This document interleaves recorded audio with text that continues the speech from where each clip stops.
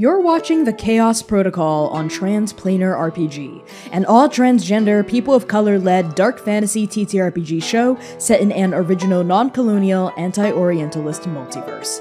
If you like what you see, please consider pledging to our Patreon to support the show and get access to a patron-only after-show, early podcast episodes, GM notes, character sheets, and even the chance for your tabletop OC to cameo in our series. Thank you so much for watching, and enjoy. The Chaos Protocol is a dark fantasy series that may contain content that is triggering for some viewers.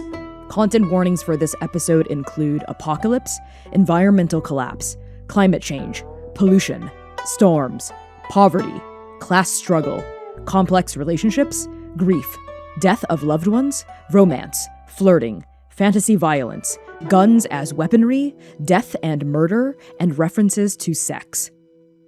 Arc 4, Episode 17. I Do Not Speak. From Waiting for the Moon to Burn by Connie Chang.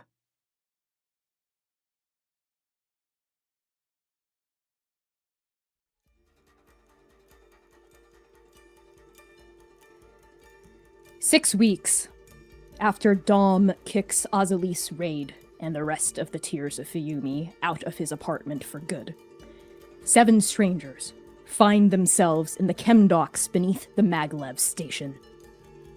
Every 5 minutes, a train roars overhead at murder miles a minute, rattling the cement pylons and polycarbonate glass that hang over acidic lakes of industrial waste. The smell alone could curdle milk, but operational security is downright dreamy.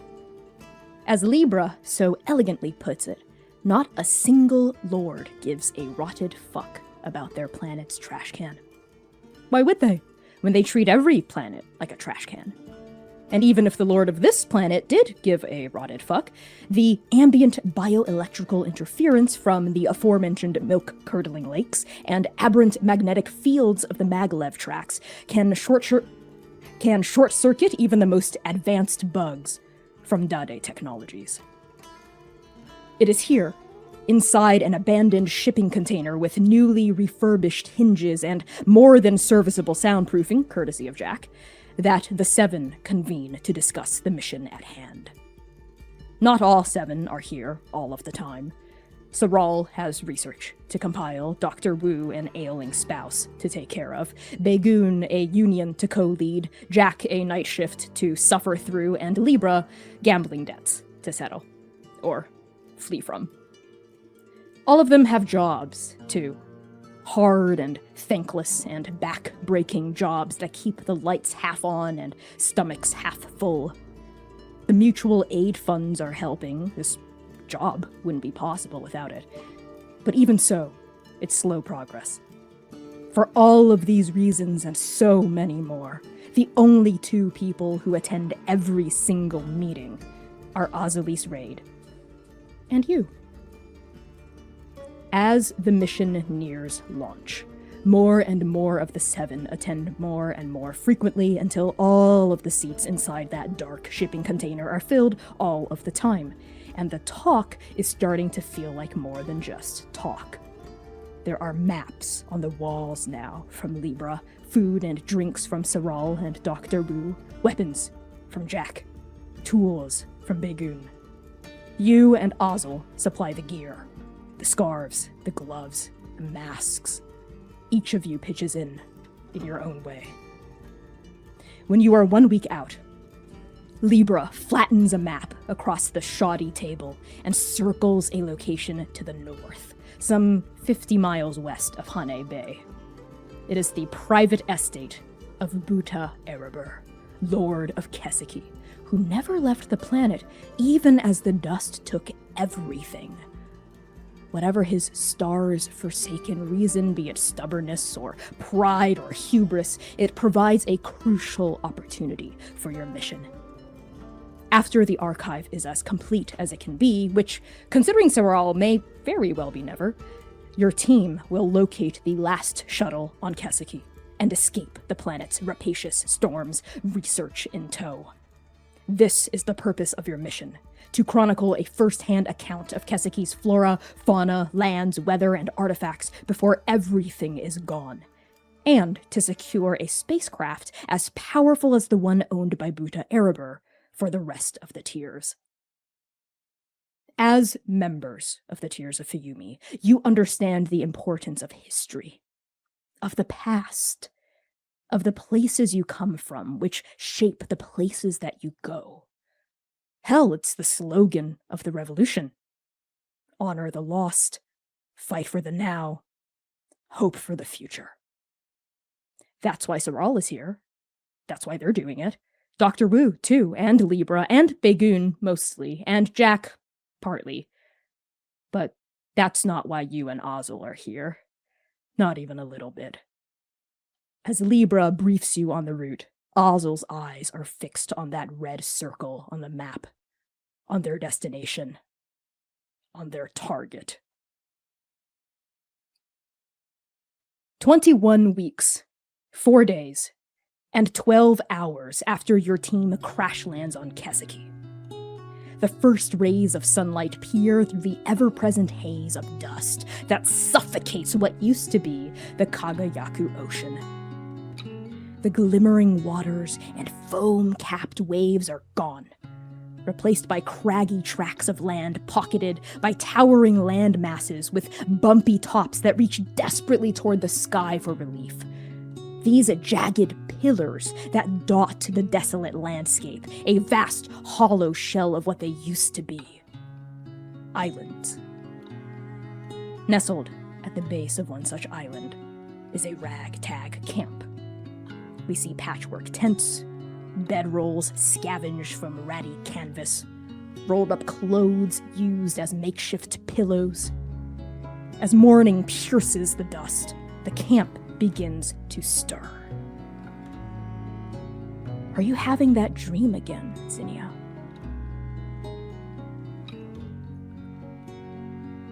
Yeah. I think closer to this mission, getting done, if there is such a thing of us actually getting closer to it, I think the dream happens more and more often. I think we've reached the point where it happens maybe 2-3 times a week. What is the last image from the dream this time that sears itself into your retinas before you clamber awake? I think this time the dream was actually pretty short. It was the wave of dust coming that takes Cherry out. Sort of the last thing is, I think that reassurance that everything was going to be okay. And then suddenly Cherry's gone and Zinnia's awake. Your eyes snap open. Did you take one of the few precious tents afforded to your team, or are you roughing it on a bedroll outside? I think Zinnia takes a tent. I think a sort of a acknowledgement of seniority even. Zinnia and Azal get tents. Your eyes open to greet not the dusty sky, but a stretch of stained, what used to be, leather, you hope. And you can hear beyond you movement already, a hustle and bustle of the morning routine. And as you poke your head out from the canvas flaps, you see your camp starting to move. You see Baegoon rising from his bedroll, starting to pack up his area. And as they do, they are humming a song that you've heard many times by now from their lips. It is a work song from Datu, his home planet. At this point, the melody is familiar to you, comforting even, a moment of predictability in an unpredictable world. Across the fire, Jack is up, too. She is leaning against a dried-up rock that used to be on the ocean floor as she screws and clicks her mechanical forearm back into place beneath the elbow. The parts click together with a pneumatic hiss. You see her wrist pumping downward and back, and she flexes the gleaming fingers to test their responsivity. Soral crawls out of their tent, bleary-eyed, half asleep still, but already scribbling in her journal before she's fully upright. And a few feet away from Sorrel, Dr. Wu is doing her morning stretches, careful not to flex her knees too much beyond a certain angle at her age. Without looking over at her mentee, the professor chides Sorrel for working before she's fully conscious, but the archivist doesn't listen. She never does. There's also a loud sniffing noise. A very, very pronounced, very loud sniffing noise, but no one here looks perturbed, because it's just a nose, snuffling around in the dirt, blowing up large plumes of dust with each curious exhalation. Her bobbed tail sways ponderously as she investigates a crack in the dirt with deep animal interest. And despite the massive stag beetle-like horn that protrudes from her brow, and the fact that she is the size of a small bus, Nose swings her head with dexterity and finesse. Bug approaches Nose, their hair messy as sin, a metal spoon in one hand, rusted. Yawning, Bug digs the spoon into the cracks between Nose's scales, prying loose all of the dust and grit that accumulated overnight. And as they do, Bug catches the falling plumes of dirt in their hair, then vigorously runs their hands through it, scrubbing, working up a dusty lather. A Kessican bath. Libra's not here. They rarely are in the mornings, but everyone knows where to look for them. At the top of the island, you can see their silhouette, barely visible, a dark dot against the brightening sky.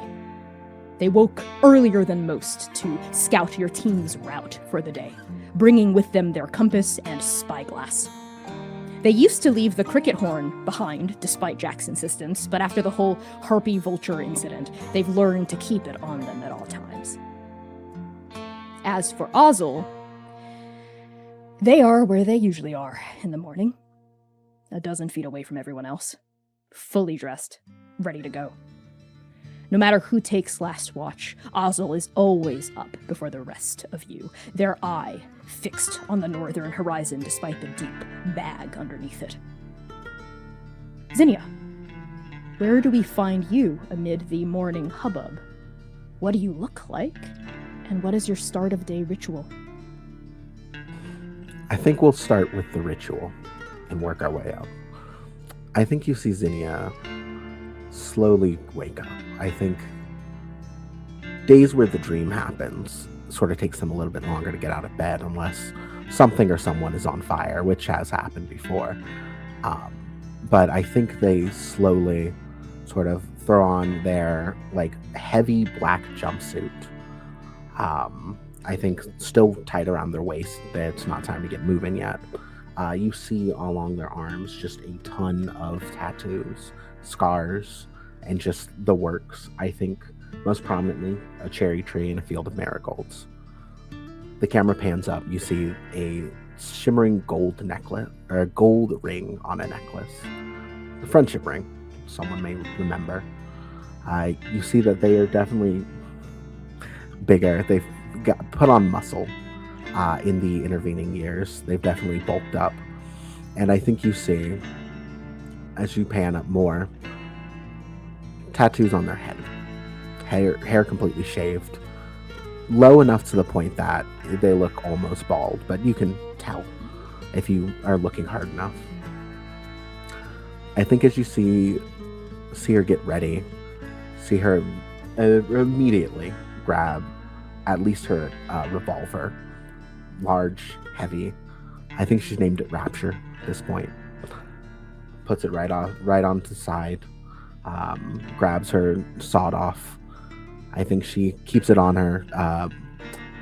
I think she maybe does a lap before she puts the sawed off on. And always at her other hip, a green dagger. Pristine condition, despite everything. I think the last thing you see is her reach for a small leather journal. This one, not the same one we've seen many years before. But she still has a habit of keeping a journal with her.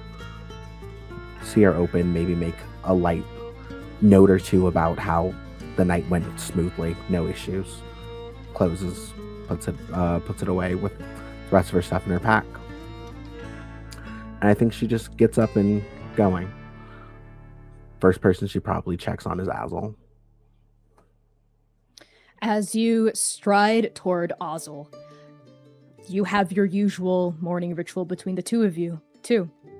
As you approach them, their back is turned to the camp, and they don't greet you with any words or even any movements, just a sidelong, brief look, their eye flicking to you, and then back toward the horizon, the direction that Libra is scanning in as well. And every morning, Zinnia, you bring Azal something. What is it? I'd like to think maybe it's Bagoon who makes like drinks in the morning. He's the type. And I think whatever breakfast is being made, if they can get enough scraps together to get breakfast going, Zinnia always brings a plate over. Just because I think, also wouldn't eat unless about to die if someone didn't make sure they had food. That is very true. So you bring a plate of food. The plate itself is repurposed from what used to be a trash can lid, a scrap of one anyway, and the contents upon the lid are not appetizing, but they are serviceable. They are nutrients. And as you hand the plate over to Azal, they just take it and they pick at it with just their fingers and pop a few scraps into their mouth before silently handing the plate back to you.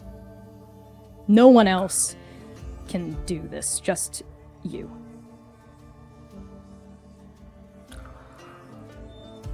I think after, I'd say about a minute of just sitting there, sort of looking into the distance, same way Azal's looking, Zinnia will finally speak.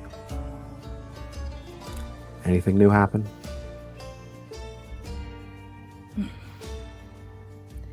No. That's good. That's good. No news is good news.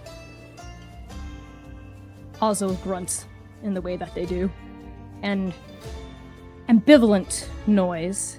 Yes, no news is good news, but ever since you crash landed on Kaseki, and with mounting tension and desire, Azal's eyes had always been fixed on an opposite direction as the rest of the teams, particularly Seral's. And as you know, the archival mission, Seir has been taking your group all over the planet, trying to get first-hand accounts of anything and everything, but Azal, patient at first, now wearing thin, has only ever fixed their gaze north. That is where their gaze lingers now. And then you hear a voice from behind you, a hearty, booming, sonorous voice. Bagoon. And he's addressing you, Zinnia. Hey!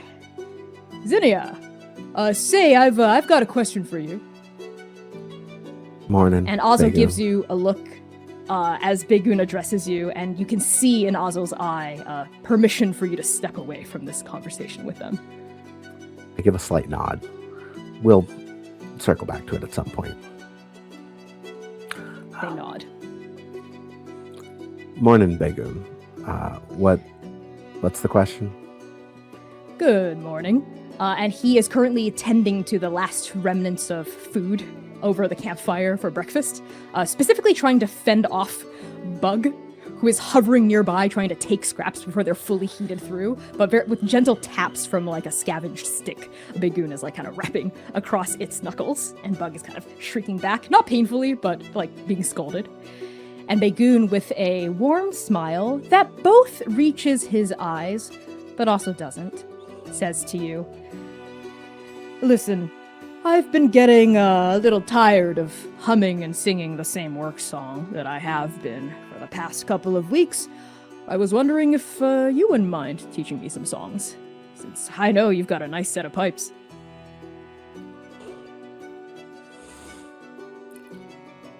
I think almost too quickly. Those aren't for regular singing. For funerals, grief. Not some we should just throw around casually. Baekun nods considerately, and as he does, the sun struggles to pierce through the dust, but it does fall across his dark skin. And as we see our gaze lingering upon him, we notice a broad-shouldered, mixed black and South Indian man. He has cornrows decorated with nanotech beads, and faded blue scleras, and glowing black eyes.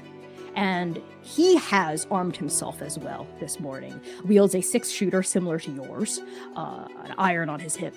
And you know for a fact that he's accurate with it. It's maneuverable, but it shares the same drawbacks in this environment that yours does as well. Of course, the dust can jam it, clog it, and there's always the question of limited ammunition. Even so, he nods, considering your response, and says, I understand. I was just wondering, gets a little boring and, more importantly, lonely humming the same songs over and over. But I understand. I don't understand, says Bug. And Bug peers at you, Zinnia, with bright eyes. We see a scrawny teenager, at first glance almost a preteen, maybe 13 and 14, even though they are actually 16 years old or so, as far as they can remember, but looks younger due to a lifetime of malnourishment and feral dirt scrounging. And we see upon Bug dark, rusty, orange skin, dark brown hair that's perpetually messy, freckles, bright, acid green eyes. And Bug says, still hovering over the breakfast plate, I would love to hear songs from you, Zinnia. Death songs or life songs. Or, do you know underground songs? Songs from the underground? Rock songs. Do you know rock songs? I think Nose Mama would love rock songs. I'm not much of a singer. But Baegun's right. You do have a nice voice when you do sing, though you're also right too, because you mostly only sing when people are dead and they're corpses and stuff, and you're really nice to them, I think. Bug, hey, fella, actually, you want to see a magic trick? Says Baegun, very easily just diverting Bug's attention. And Bug's eyes, those electric green eyes, light up. And Bug goes, yeah, magic! And Baegun leans over and starts to demonstrate essentially pickpocketing, and is just very dexterously taking things out of Bug's pockets without Bug noticing, causing the teenager to get rather upset, but not in an unpleasant way. And while this is happening, Zinnia, you hear a thump from the base of the island, just half a dozen feet away from you or so, and you see Libra having rappelled down from their perch, using climbing gear to kind of thump. Morning. Oh, you look like shit, Libra says as they coil up the rope, start packing it against their waist. And as they do, we see a lean, athletic person with deep, ruby red skin, short white hair, a nose that's been broken and set twice, their eyes a faded maroon color. Well,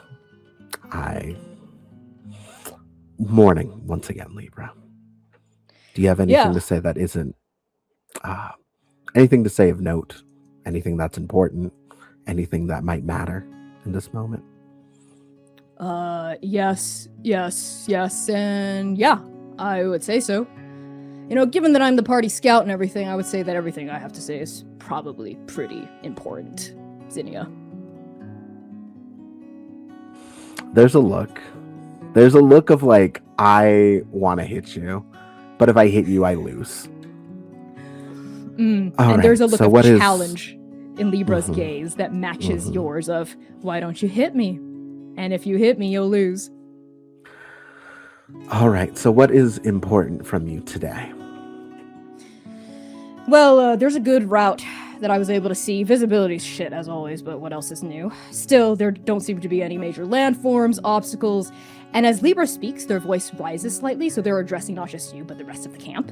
And folks are starting to congregate around the now snuffed-out fire as Baegun kicks some dust over the smoldering embers.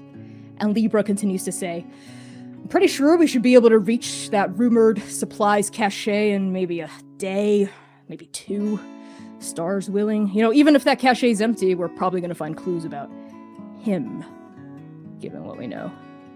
And their eyes dart briefly to Azal at that mention, who doesn't turn around, but you, Zinnia, out of everyone, notice the slight stiffness in their shoulders as Libra says, him. I give Libra that look of, make sure you don't push this issue too much. Like, you can talk shit to me. Be careful. Azal will hit you. Libra catches the look, decides not to prod the bear today, and lobs an open question at the group at large. So, what do we think? Take the route, or should I keep looking? Bagoon glances over to you, Zinnia, and says, well, I think we should keep looking. Libra, you've never really steered us wrong, except that one time with the harpy vulture. That was just one time, okay? And I ended up fine. Plus, chicks dig scars. And I'm confident in my route. I am.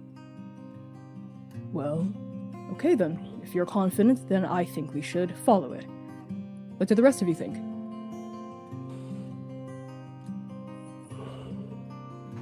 What direction is it leading towards in relation to the target? It is heading due south away from the target, the route that Libra is pointing out. Which is interesting given what Libra said about being able to find clues about him, about Buta Erebor. Nothing heading north that might be interesting? No, nothing that I could see, at least. I mean, I could try to scout ahead, but that'll cost us at least a few hours of daylight. Yeah, and I don't know. I don't want you to actually get yourself killed without me to keep an eye on you. I can handle myself, especially now that I've got this. And he holds up the cricket horn. And they hold up the cricket horn that was on a rope around their neck. So you can ask for help. Not that I'm gonna need it, especially not from you.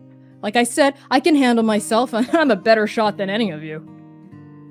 Okay, so I'm thinking, for the benefit of Libra not getting themselves killed, we might need to go south. Bug is just kind of nodding furiously and going, south, south, south. Okay, yeah, let's go south. Hey, Saral, are there cool things in the south, just like there were in the east and the west, and pretty much every direction except for north that we've gone so far? And Saral, still sleepy, she is always the last to fully wake up, is kind of rubbing at her eyes and running hands through her hair. And we see a small, fat person with bright blue skin, shoulder-length dark blue hair that she's currently trying to tie up into a no-nonsense bun. And as she blinks, we see red scleras being pierced through with blue irises. And Saral says, yeah, sure, Bug. There's all kinds of things to the south. All sorts of prefectures we haven't even started to go to. Oh, hey, I wonder if we'll even be able to find the centipede. It's a huge mountain range. I grew up near there, actually, kind of by the southern tip of it. All sorts of mountain valleys are nestled in it. And Sorrel starts to go on and on and on about the geography of southern Keseki. And at that point, her mentor, Dr. Wu, elderly woman, quite limber for her age, all things considered, medium gray skin lined with wrinkles, hair that was once vibrant, now dulled by age, pipes up and says, well, I agree with our scout, and I agree with Bagoon. I think perhaps Zinnia is right, too, in saying that south is our best course of action.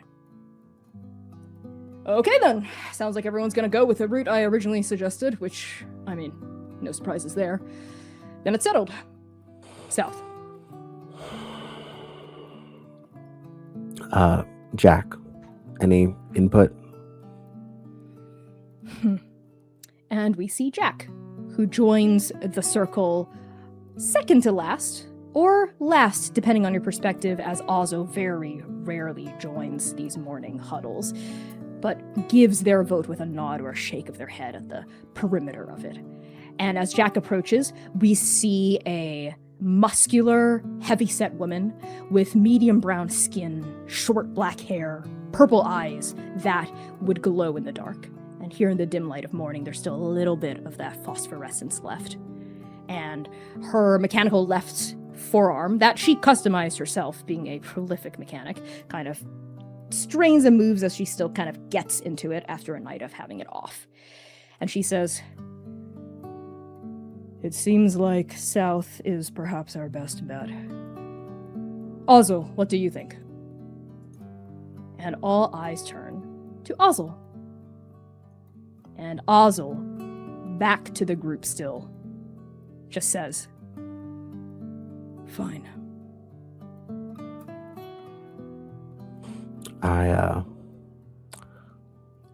I think we should at least start looking at ways to circle back eventually. We're gonna have to get to the shuttle eventually. So after the mountains, maybe, time to start looking for the shuttle. There are general nods all around. You see Saral start to protest, but then at a look from Dr. Wu, bite their lip and nod.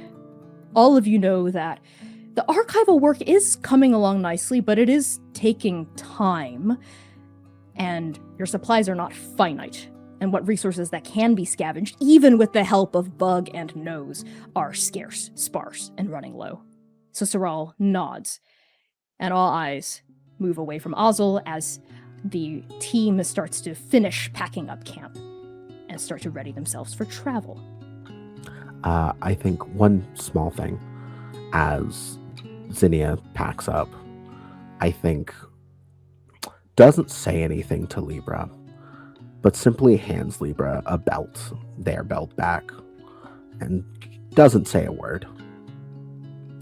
Libra also doesn't say anything, but they just string the leather through the hoops on their pants and they cinch the buckle with a small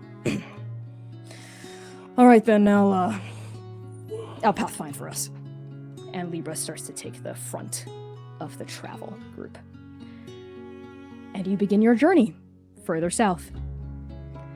As your group moves, the deep, jagged shadows of nearby islands are the only relief and reprieve that you get from the relentless, pounding heat of the triple suns above you.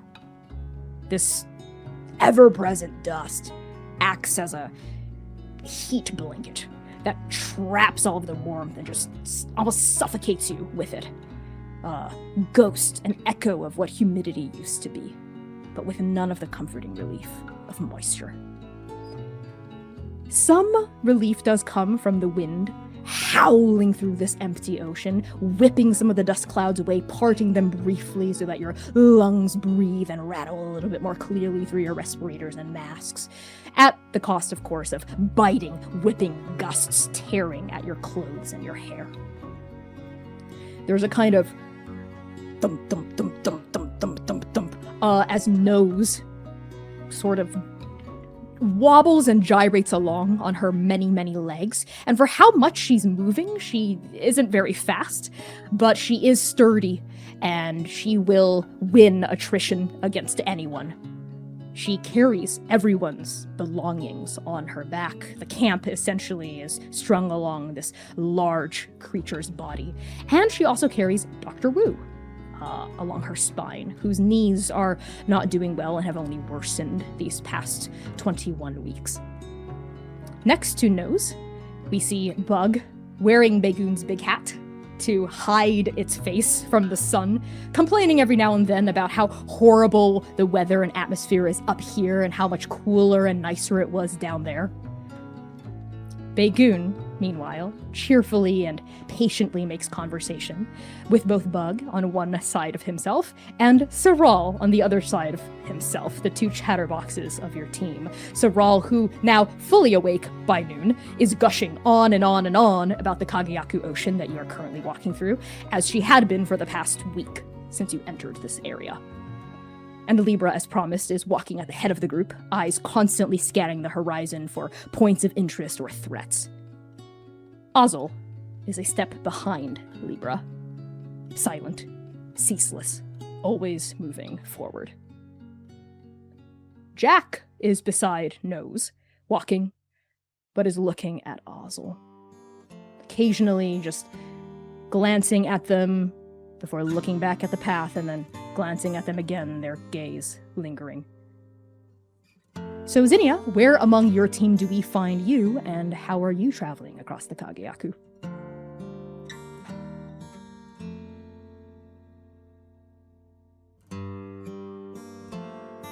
Zinnia stays at the very back, I think. Just to make sure. Some of the more, I think, vulnerable people are closer to the back, and Azal has it covered in the front. I think Zinnia's slightly behind the chattered boxes. She doesn't say much. She doesn't really chime in with any actual things to say of note, but she nods, especially to whatever Soral says. There is a part of Soral that is familiar, and honestly, there's a protective element there when talking and listening to Soral.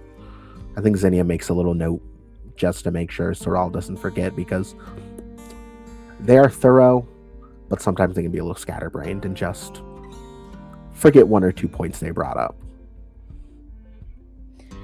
There is an uncharacteristic pause in the da-da-da-da-da-da-da-da-da-da from Soral, and you notice that she has kind of intentionally slowed down a few steps as they are writing in their journal and walking at the same time, a skill they've developed very well at this point, and they snap their journal shut as they now walk parallel to you, Zinnia.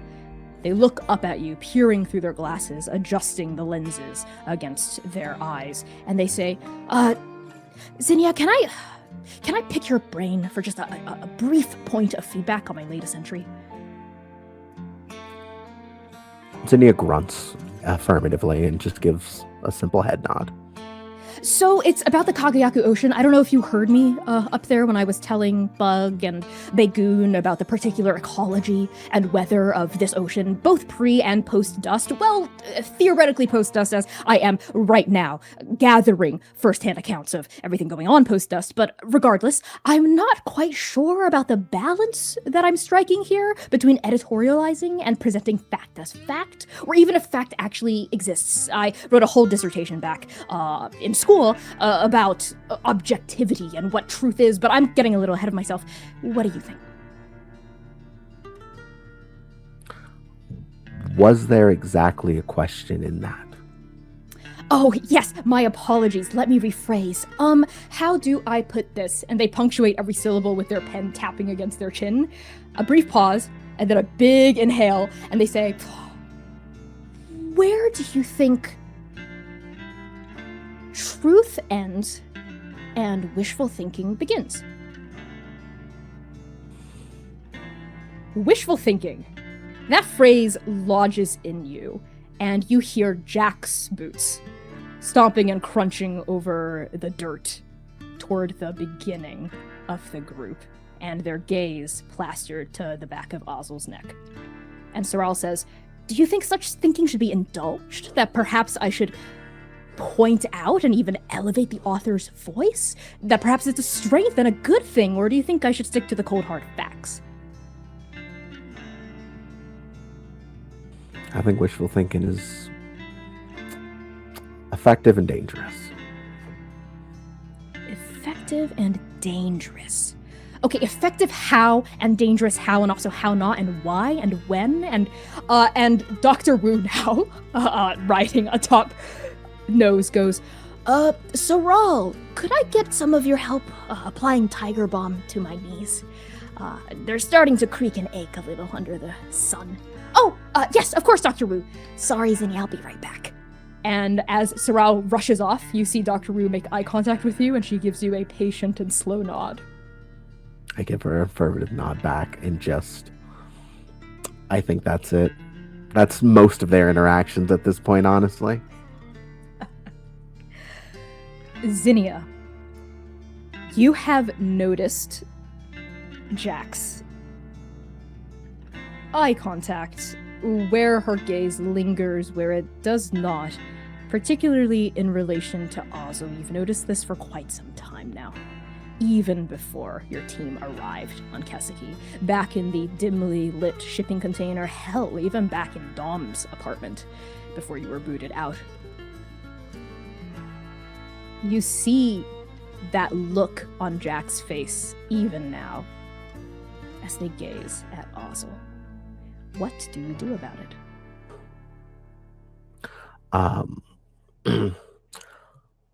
I think Zinnia puts a hand on Jack's shoulder. Just gives a look. Jack's seen this look from Zinnia a couple of times. I think it signifies a lot, but I think the simplest thing is you are playing with fire, and you know that you cannot beat this. You cannot win here. Jack gives you the same look that she always does back, which is, I know, but I can't help it.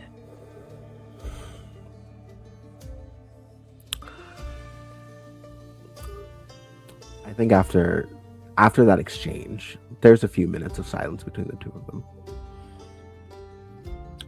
Jack. What is it? What do we do if the shuttle isn't fully operational, and that's why they haven't left yet? Well, then I assume that's why I'm here.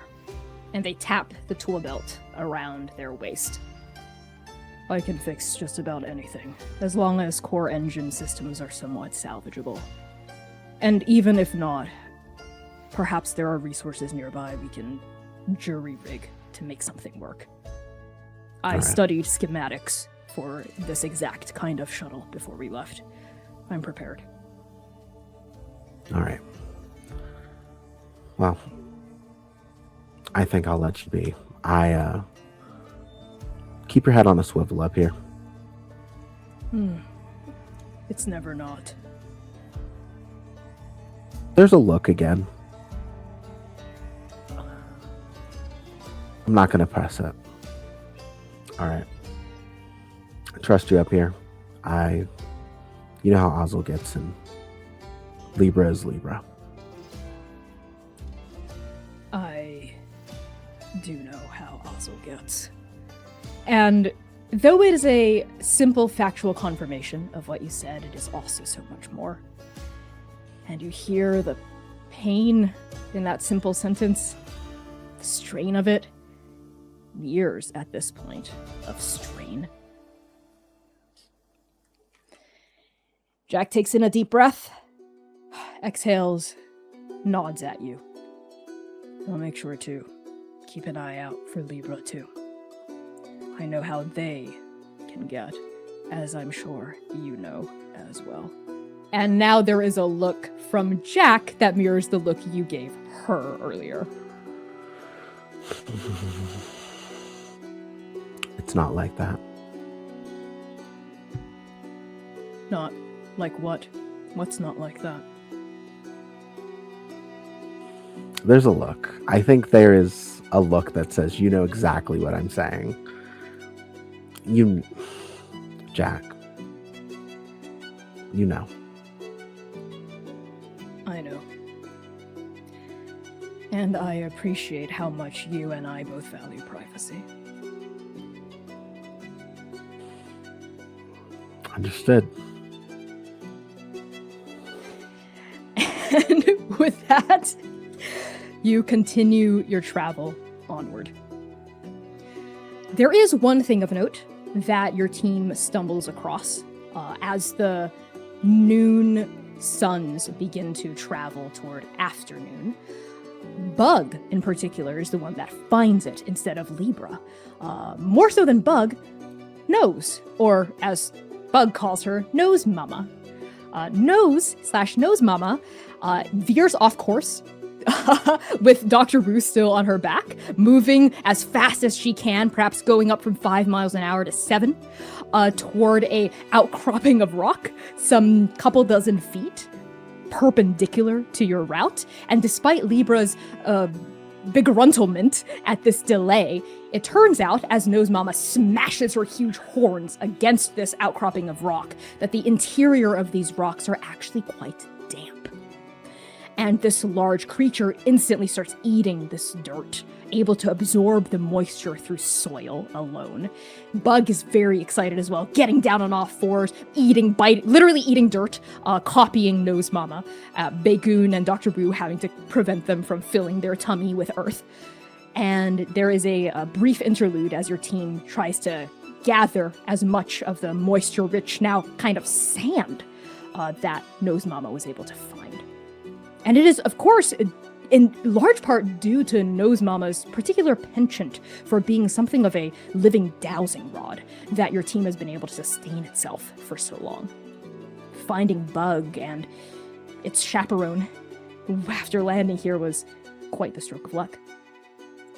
As everyone is gathering rocks and whatnot, Bug excitedly scrounging the dirt beside its mama, the suns continue their trajectory, closer and closer toward the horizon.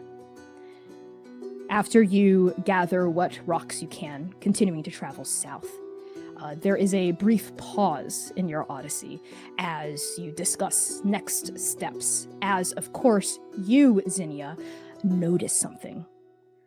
Hugging the east, you see a wall. In the distance, yes, but still a wall of dust advancing toward you, a massive storm.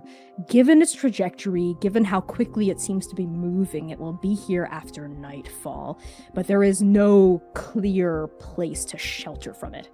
And now your group is talking about what you should do next. And as always, decision-making is spread out among all of you. Zinnia, what are you in the middle of suggesting to your group at large when something incredible happens? I really recommend that we should find somewhere low. Underground is an idea. A cave, something. Oh, underground! Like yes! Underground! Cave! Yes! Nose Mama can dig. She can dig really fast. Maybe a few hours to dig all the way down in, but I don't know if all of us can fit down there. Usually she just has to dig enough for me and her, but she could try. We might need to find a spot that maybe is a bit already unearthed. Well, I'll go with it. Find a spot that is already partially dug out. I don't think Nose Mama can get all of us taken care of. Bagoon nods, considering this. Yes, Bug, I know how powerful Nose Mama's horn is, but Zinnia's right. We need something that already exists. Libra, are you able to scout ahead, maybe off to the side, somewhere to find us shelter, or... Yeah, I can find anything, anytime, anywhere, but, I don't know if I... And that's when all of you hear the noise. A massive, loud, reverberating noise, like distant thunder. And then, zooming over your heads from north to south, going in the same direction that you are, is a whoosh, a massive metal structure of some kind, moving very quickly. And as it passes over your head, you notice what it is. It is a spacecraft, a starship, large, sleek, black. It thunders through the air and then vanishes into the dust toward the southern horizon. And winds and dust kicks up around your group and whips in a miniature tornado before settling down. And we hear some coughing spread out across your group as they take this in. Dr. Wu gasps. What is it? Was that a ship? People. And Bug goes, big bird! And Jack just says, I'd know that ship from anywhere. That's an Eco transport ship. I recognize the hull, the make of it, the shape of the wings and propellers. Only a lord would have access to that sort of thing. I look at Azal. Azal, as soon as Jack says that, Azal just says, not even at the group, they're moving toward the direction of the ship as they say this. Then we're going for it. And they're walking, not even waiting for consensus to be reached. Yeah, I think Zinnia honestly is one step behind them in terms of like just double checking to make sure their guns are loaded. Yes. Almost just fiddling with it as a reaction. Everyone else is kind of hesitant, looking at each other. Libra goes, fuck, and follows you. And Bagoon kind of is holding his hands up and going, I think perhaps we should talk. And he starts moving and speaking as he does. I think perhaps we should talk about this, consider our options. Libra, Zinnia, Jack, Azal, what is our plan of action here? What are we going to do? And Azal just says in a grunt, take it. I look at Jack. How many can it hold? I only saw it for a brief glimpse, but it wasn't small. It's a cargo transport ship. It could fit all of us easy. And I know how to fly it. I've worked similar, freight vessels back on Datu. Sounds like it makes sense to me. As you're all walking toward the direction of the ship, kind of hustling, making as much good time as you can, the do-do-do-do-do-do of Nose Mama's legs over the earth, the only noise punctuating the now increasing darkness of the ocean around you. And you trail the ship for a half an hour at least, just walking and moving in its direction. And finally, you see it. It has landed on the southern horizon, maybe a quarter mile away from you is when you notice it pulling into view. It is Libra who spies it through their spyglass, and they say, wait, hold on. I see it. There's something going on. And even Azal pauses at that, recognizing the importance of information in this situation. And all of you can see that this ship has touched down on an elevated strip of land running parallel to your route, some dozen, maybe 24 feet off to your east. This used to be, as Saral excitedly chimes in, the Isthmus of Chisare. You have pretty good cover back here. There's all sorts of natural landforms around you, and you're still around a quarter mile, maybe less than a quarter mile off. And as Libra is peering through the spyglass, they report what they see. There's people. A lot of people. I don't know how many, maybe a dozen, maybe more. They're doing something with rocks nearby. Pickaxes. Hey, I think they're doing the same thing that Nose Mama was doing, but worse. Probably also figured out it has water in there. Really hard to tell. Fuck, this dust. And the light. I see a guy, I think. I think he's reprimanding some of his underlings or something. There's another... They're kind of all over the place. Do they look like they're with the Lord? There is a pause. Libra glances at Azal and then says, tentatively, Yeah, I would say so. They look like Erebers people. Just so insofar as really well provisioned, taken care of, that sort of thing. Okay. And there's a dozen of them. And Jack says, so we're outnumbered, in a cautious voice at Azal. They got better stuff too. Azal says, it's getting dark. Dust coming in. We take the ship. Any cost. Azal. And I give them a look. And I think it's a look that only Zinnia can do. That is, we need to talk a bit more before we start jumping into this. And Azal, not uncommonly, responds in a way, instead of agreeing with you or listening to you this time, chooses to ignore the look you are giving them. And they say, the ancestors are giving us a golden opportunity. That craft is our way to the Erebor estate. We have spent more than enough time on this archival mission. There is no better time to strike than when the iron is hot. We take the ship, we go to Erebor, we finish this, once and for all. Azal, I'm not sure about that. I mean, yes, I've made great progress on the archive, but there's still plenty of progress left. We haven't even gone to the entire centipede, the entire southern half of Keseki. And Sorrel pauses at the look now that Azal fixes on her with their eye. That golden iris swimming in a pool of black. We do have a job to do. And I know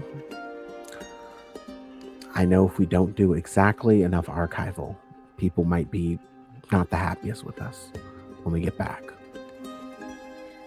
But, and this is Jack now chiming in, perhaps Azal does have a point. We should take this opportunity that is presented to us, if not to fly directly to the estate, then at least to give us options. It is always better to have a ship than to not have a ship, I think. I agree with that. There are nods all around. Azal grunts, ceding this ground, allowing this compromise for now. But there is a look in their eye that suggests perhaps after the ship is secured, they will try to have greater say over its immediate destination. But for now, they are relenting just to make sure you will take the ship in the first place. So, how we do this?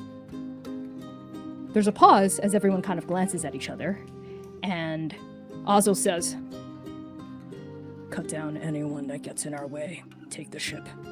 We launch an ambush. They outnumber us, but we have the element of surprise. Less has worked in more dire situations. I would know." I'm not disagreeing with that. However,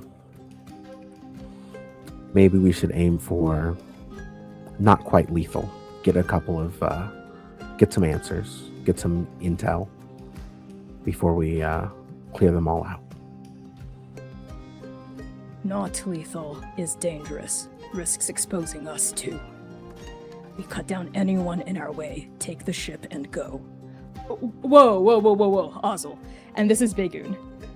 I think we should really listen to what Zinnia is saying. Yes, trying to simply cut down anyone that gets in front of us might be faster, but it would rob us of the opportunity to get information. And by the way, they're with Erebor, but they're survivors. Just like we are. We do things the right way, even if they're harder, don't we? And he petitions the group at this point, and there are like general nods all around, particularly from Sorrel, and Dr. Wu is nodding gently as well. Jack pauses, glancing at Azal, but also senses the general sentiment and can tell that they're a little outvoted here. And at that point, Jack nods. And Jack says, "I do have this." And they reach behind past their crossbow, which is hitched across her back, and pulls out the last remaining smoke bolt that she has left. But Libra reaches across with a gloved hand and places it on the bolt and lowers it and says, no, I don't think so, Jack. Listen. The dust is thickening already. What's a little bit of smoke gonna do to add to that, right? We should save that for when we actually need it. Look, I can nail a target from 400 meters away with wind, with dust. You've seen me do it. You know I can do it. Whatever they're doing with the rocks over there, I can easily hit that from here, make one of the rocks explode, have them all turn around. We rush the ship, we take it, we're good. How many people here have weapons that they can fight with? Kind of to get a show of hands, just to make a demonstration clear. You see everyone, when you say how many people here have weapons, everyone raises a hand. But when you say that they can fight with, Dr. Wu lowers her hand. And Sorrel's kind of goes halfway down. And then she insistently puts it back up. And Bug, who had held up its weapon this whole time, keeps it up even higher, very proudly, the rusty spoon glinting in the lowering light. Okay. So, does everyone here know what to do if they get shot at? Does anyone know what to do if they get shot? This is not a uncommon question at this point. You kind of already have a protocol. Because of this, everyone just kind of nods and says yes at the first question, and nods and says yes at the second one too. But you see Bug kind of, its eyes go left and right. They're not exactly meeting your gaze. And Dr. Wu says, Bug, you know what we're supposed to do here. Me and Nose Mama and you stay back, okay? We don't want to get in anyone's way, and we want to make sure we stay safe. Plus, someone has to take care of Nose Mama and watch over the camp, right? Nose Mama can take care of herself. She took care of herself for years and years and years and took care of me for years and years and years. She'll be fine. She'll be safe with her big horn. Let me fight. I want to fight. I want to do it. Please? Bug. Zinnia, please? Please, please, please, please, please, please, please. I can do it. You've seen me practicing, right? With Libra and also with you a little bit. Kind of not, I mean, I do next to you, but you kind of look at me and give me advice sometimes. But I can do it. Look. Just look. Let me show you. And then you will say yes. And Bug hops back and does their best shadow boxing with the spoon. Trying to jabbing, and they're kind of muttering, okay, what did Libra say? A throat, neck, heart, groin, lungs, kidney, and they're jabbing in the rough direction of all of the If organs. they jab in the direction of me, I will grab their wrist and just kind of give a look. You are very easily able to catch its wrist and restrain them and give them a look. But I want to help. I know. Keep an eye on Nose and the doctor will help. Fine. Stay back with the doctor, Mom knows. And a very disgruntled and upset and disappointed Bug lowers their skinny little wrist from your hand. Kind of trots back, stomps back really, toward Nose Mama, who kind of lets out a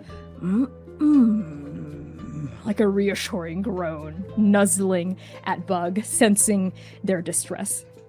Dr. Wu pats Bug's head. Okay then, says Jack. It's decided. Libra, you create the distraction. We'll set up while you do that, and go for the ship as soon as chaos descends. Yes? Sounds good. Begu nods. Libra as well. Azal too.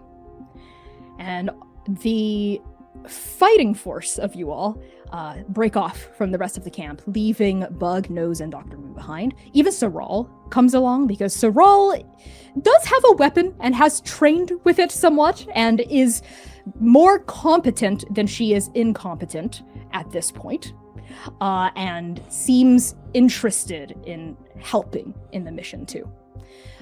So it is the 5 of you that start to close the distance between the quarter mile and the large ship, the cargo vehicle parked on top of the isthmus.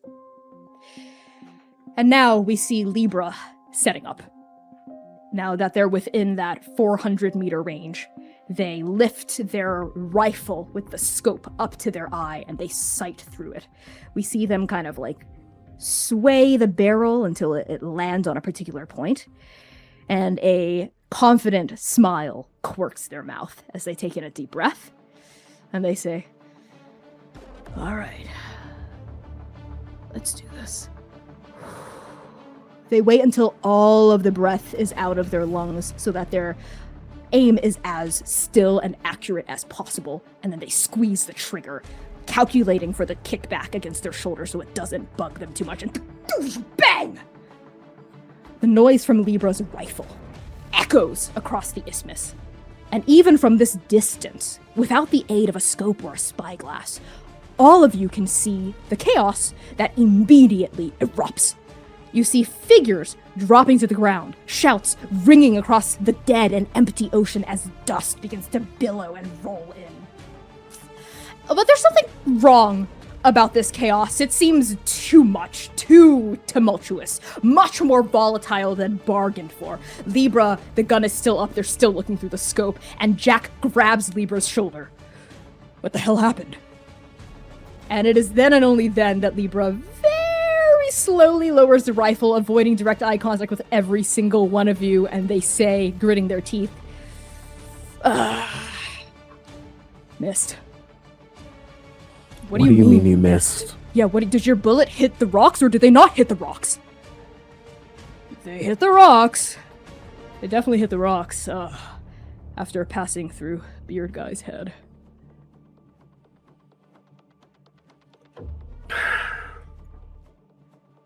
So you killed somebody.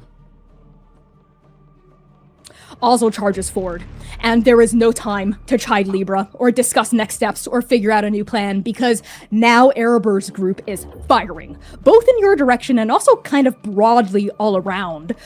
Bullets ripping through the dust, hitting rocks and earth, and really close by your crew. You can hear people yelling, shouting, hollering, screaming. The winds are howling, the dust is blowing in, the storm is beginning to descend on your group, and everything devolves into chaos. And we're gonna go to break there. We will see you all in 10 minutes of getting into the ambush, baby! Combat episode! Let's go! I'm so excited. Please stay tuned for a word from our sponsors. Grab a drink, take a bio break, stretch, be good to your body, be good to your health. We'll see you in 10 minutes. Bijou.